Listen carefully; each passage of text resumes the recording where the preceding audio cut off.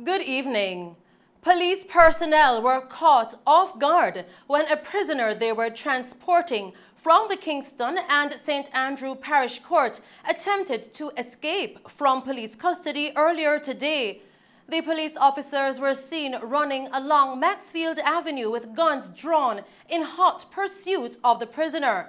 The man, Anthony Goldburn, was charged with robbery with aggravation. He was being transported to the Halfway Tree police station.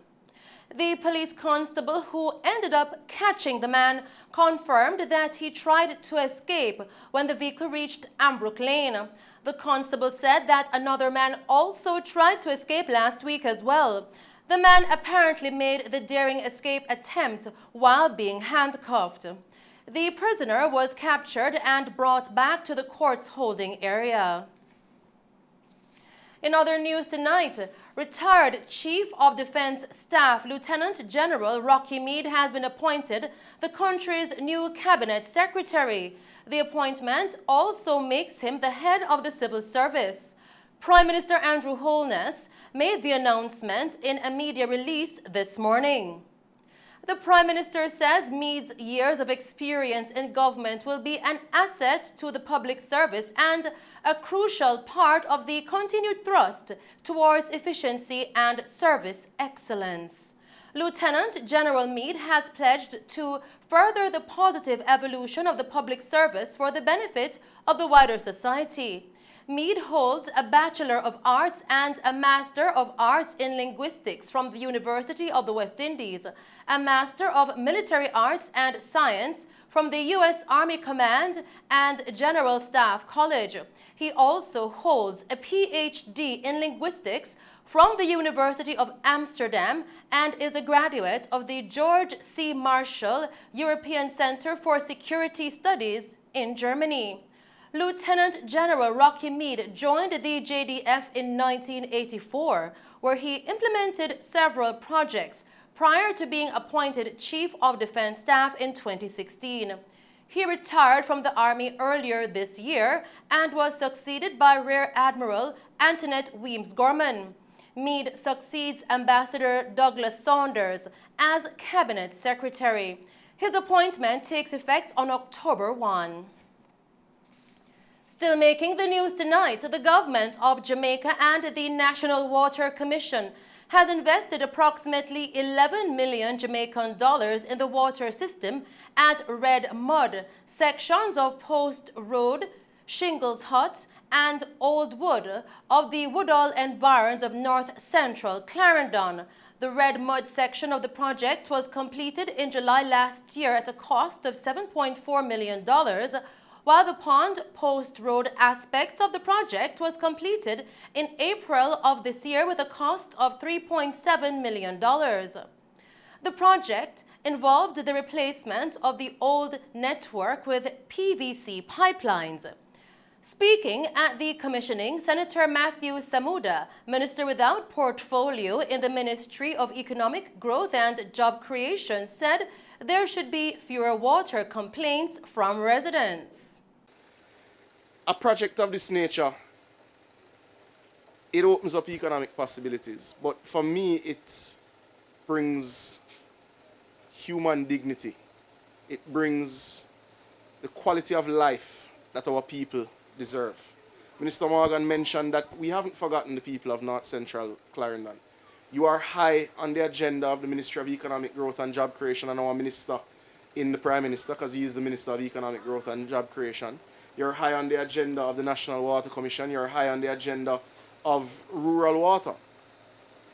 We're very clear that there are massive challenges, and I want to declare up front, this is not the total fix that you require in Woodhall for your water. But as Minister Morgan said, it is an important first step as we repair the network.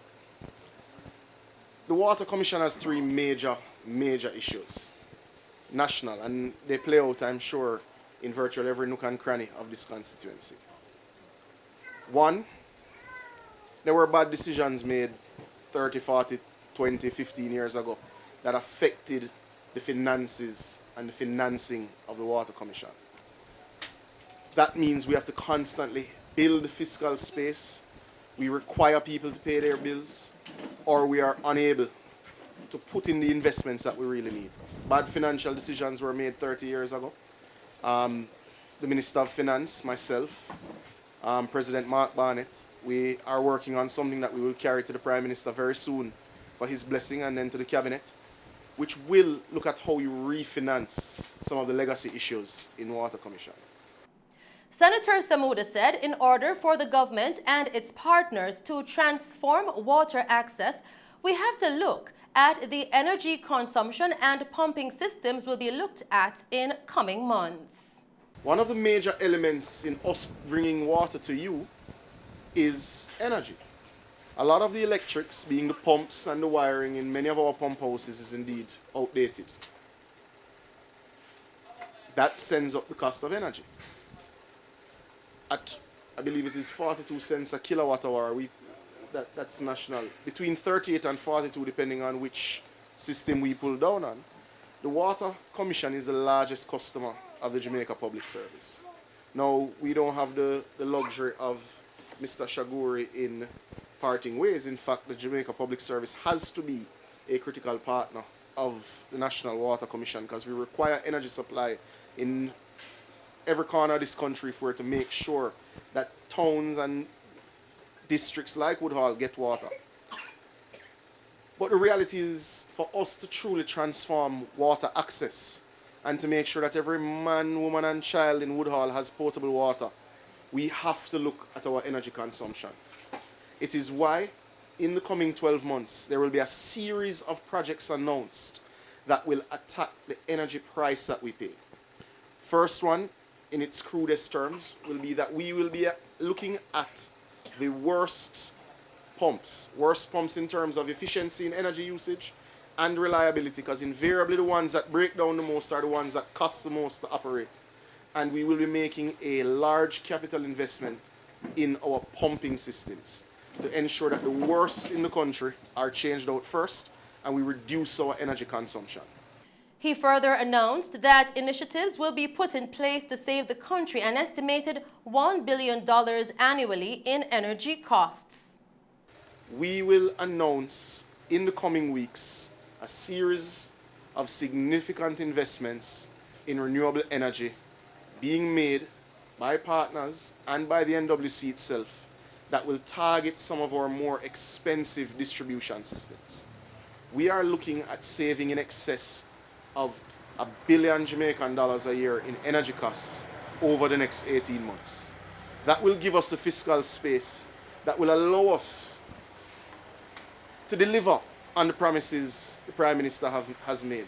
It will allow us to deliver on the promises that MP Morgan and colleague MPs right throughout the parish of Clarendon have made, because we need the fiscal space if we're to put that in place.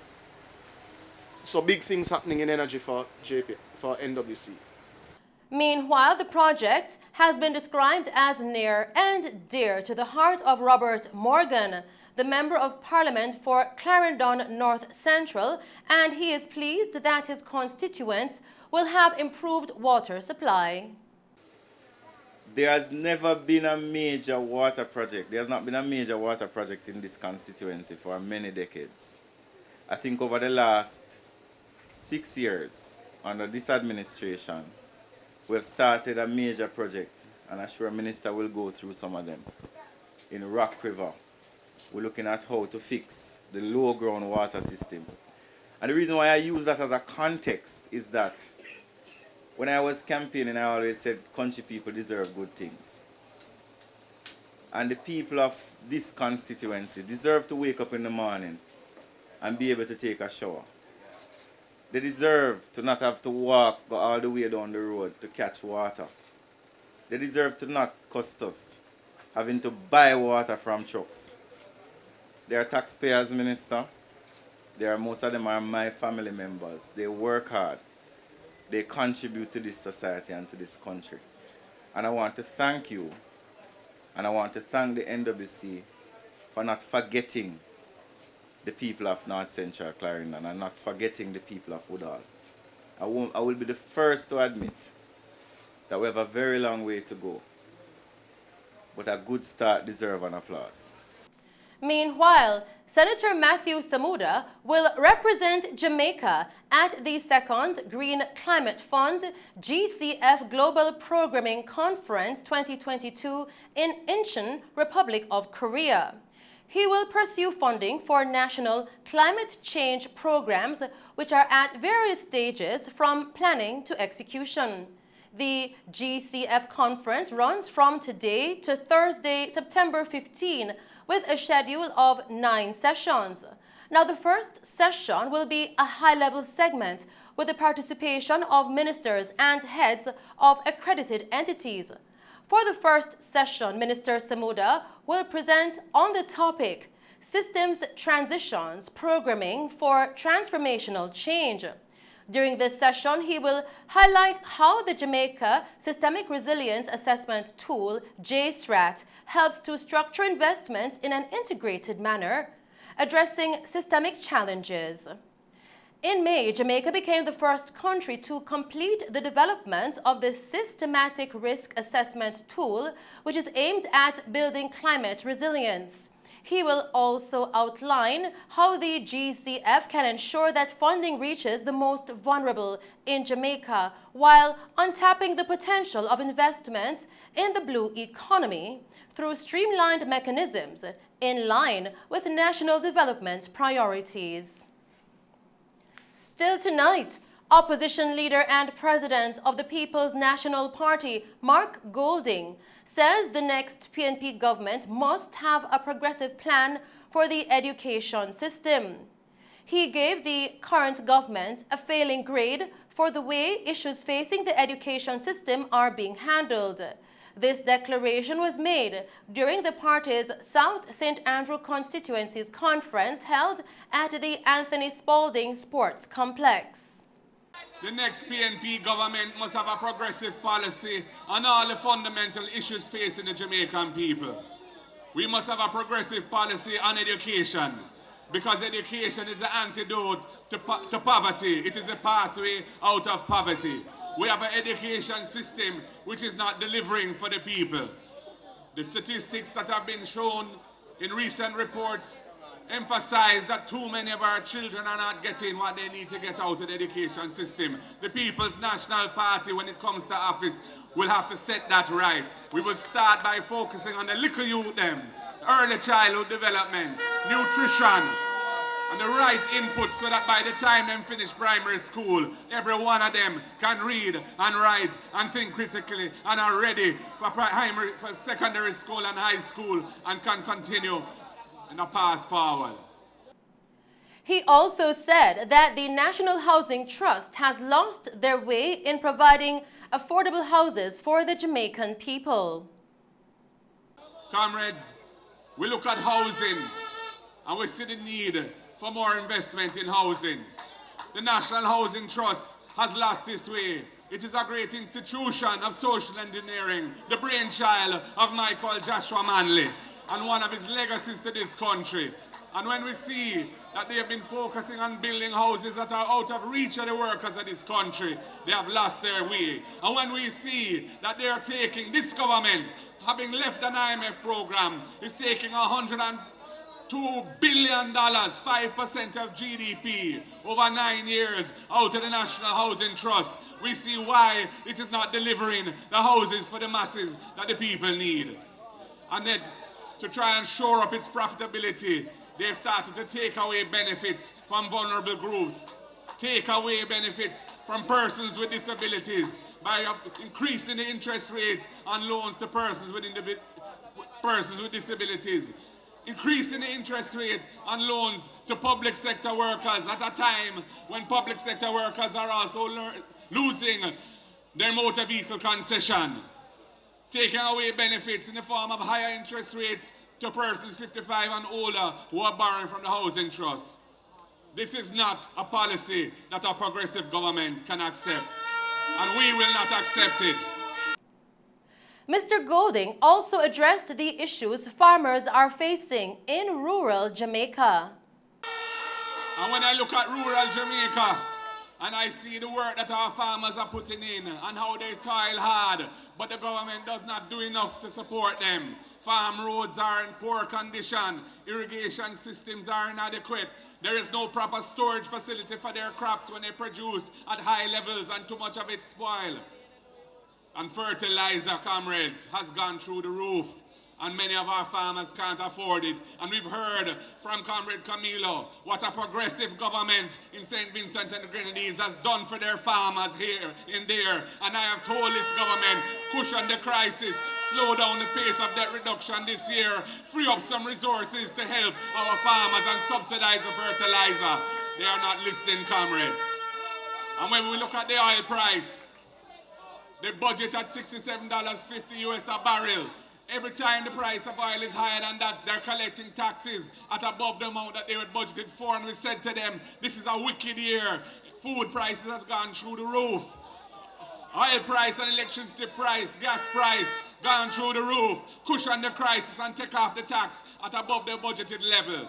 And that hedge tax that we put in place to ensure Jamaican people from high oil prices, and which they took away that insurance but kept the tax, we have said, take away that tax or use it to help people to regularize their electricity and buy solar so every house can have lower light bill.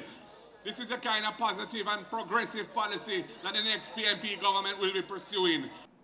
We turn our attention now to tonight's COVID-19 update, where the Ministry of Health and Wellness reported that a suspected COVID-19 related death is currently under investigation, while 65 new COVID-19 cases were reported yesterday, September 12. The ministry reported 2 fatalities, which increases the nation's total of deaths now to 3,286, and the total of positive cases to 150,909. Of the newly reported cases, there were 35 females and 30 males, ranging in age from 10 months to 88 years. In tonight's COVID-19 parish breakdown, Westmoreland recorded 15 cases. Kingston and St. Andrew recorded 13 cases. St. James recorded 11 cases. St. Anne recorded 9 cases. St. Catherine recorded 6 cases. Clarendon recorded 4 cases. Manchester, 3 cases. While Hanover, St. Elizabeth, St. Mary, and Trelawney all recorded 1 case each. There were 83 recoveries in the past 24 hours, increasing that total now to 97,681. Continuing with the news tonight, the Ministry of Health and Wellness, in conjunction with the Caribbean Public Health Agency, CARFA, will tomorrow recognize Caribbean Wellness Day and officially launch Caribbean Moves.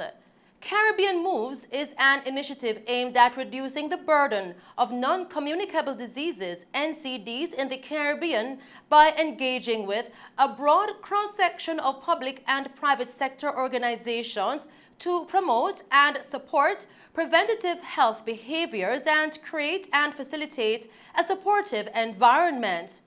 The event, to which all members of the public are invited, will be hosted at Emancipation Park in New Kingston, beginning at 2 p.m.